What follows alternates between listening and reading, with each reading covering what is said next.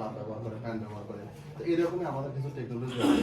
এই টেকনোলজিগুলো বসানোর কিছু ধাপ আছে, যেমন স্থাপন করতে হলে আমাদের কিছু ধাপ লাগবে।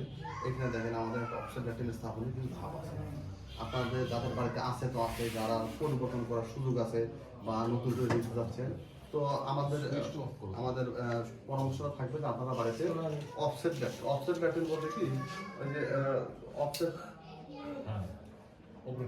অফসেট ল্যাট্রিনটা হচ্ছে যে আপনাদের ল্যাট্রিন থাকবে এক জায়গায়, ঘর থাকবে এক জায়গায়, আপনার হাউসটা থাকবে বাইরে।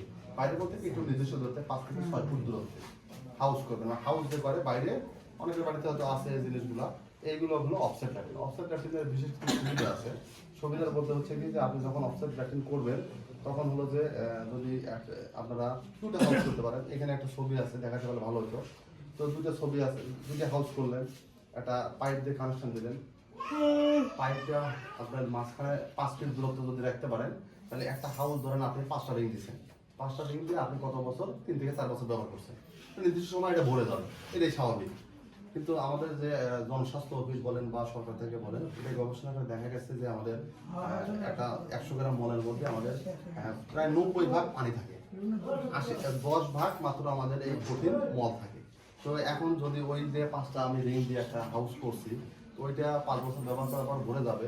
ভরে যাওয়ার পাশেই একটা হাউস করতে পারি।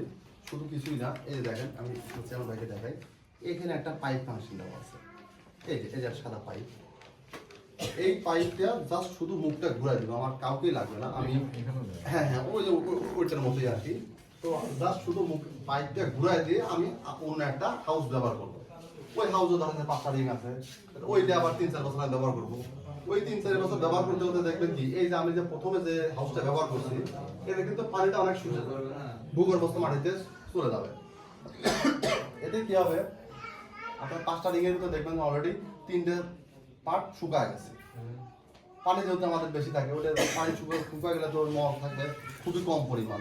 তো এইভাবে যদি অল্টারনেট করে আমরা ব্যবহার করতে পারি, একটা ল্যাট্রিন আমরা প্রায় 10 থেকে 15 বছর আমরা খুব অল্প খরচের মধ্যেই আমরা এটা ব্যবহার করতে পারবো। তো এখানে হলো যে আরেকটা বিশেষ বিষয়, সেটা হচ্ছে যে আমরা যে এই যে গ্রাম অঞ্চলে আমরা যারা ল্যাট্রিন করি আর কি, আমরা একটা জিনিস ভুল করি সবসময়, যে আমরা টিউবওয়েল এবং ল্যাট্রিন পাশাপাশি দিই। অনেক জায়গায় দেখছি এটা, টিউবওয়েল এবং ল্যাট্রিন পাশাপাশি আছে। পাশাপাশি থাকলে হয় কি, যে ওই যে মলের পানি যে ভূগর্ভস্থ মাটির সাথে চলে যাচ্ছে, এটা কোনো না কোনো একটা সময় গিয়ে হয়তোবা ওই টিউবওয়েলের যে লেয়ারটা আছে, ওইটার কিন্তু একটা সংযোগের একটা সম্ভাবনা আছে। এই সংযোগটা হলে কিন্তু ওই যে টিউবওয়েলের পানি দিয়ে আসবে, ওই পানির সাথে কিন্তু মলের জীবাণুটা থাকার সম্ভাবনা বেশি আছে না? তো এই জন্য আমাদের জনস্বাস্থ্য অফিস বা বাংলাদেশ সরকার একটা নির্দিষ্ট দূরত্ব দিচ্ছে, যে আমাদের অন্ততপক্ষে টিউবওয়েল থেকে ল্যাট্রিনের দূরত্ব 30 ফিট হতে হবে। 30 ফিট, এটা হলো সর্বনিম্ন 30 ফিট থাকতে হবে। তো এখন প্রশ্ন আসতে পারে যে যার বাড়িতে 30 ফিট জায়গা নাই, সে কি করবে? আসলে আমার বাড়ির জায়গা নাই, এই জায়গা যাদের নাই তারা একটা ফিল্টারিং সিস্টেম আছে। এই যে আমাদের যে আলমগীর ভাই আছে, আমাদের জিন্নাতুল ভাই আছে, সিকান্দার ভাই আছে, এনারা এই জিনিসগুলো সুন্দর করে তৈরি করতে পারে, যেন ওই যদি কাছাকাছি দূরত্ব হয়, তারপরেও ওই আমাদের গ্রাম অঞ্চলে কি করে, তাদের বাড়িতে টিউবওয়েলের আয়রন আছে, তারা কি করে, টিউবওয়েলের আয়রন থাকে না আপনাদের বাড়িতে? আমাদের এলাকায় প্রচুর আয়রন, এই সিরাজগঞ্জে প্রচুর আয়রন। আমাদের এলাকার মানুষ করে কি, একটা ওই যে গুড়ের যে পাত্র আছে, ওরকম পাত্র ছিদ্র করে দিয়ে ওর উপরে বালি দেয়, কুয়া দেয়, উপরে বালি দেয়, দিয়ে পানি থেকে নিচে ছিদ্র করে দেয়, পানি বের হয় একদম ফ্রেশ।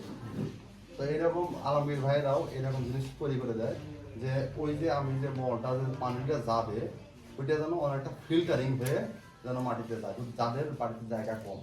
তো এই জিনিসগুলো আলমগীর ভাইদের আছে। তো এখন আমি আলমগীর ভাইকে একটু আসতে বলবো। আলমগীর ভাই একটু বলবেন যে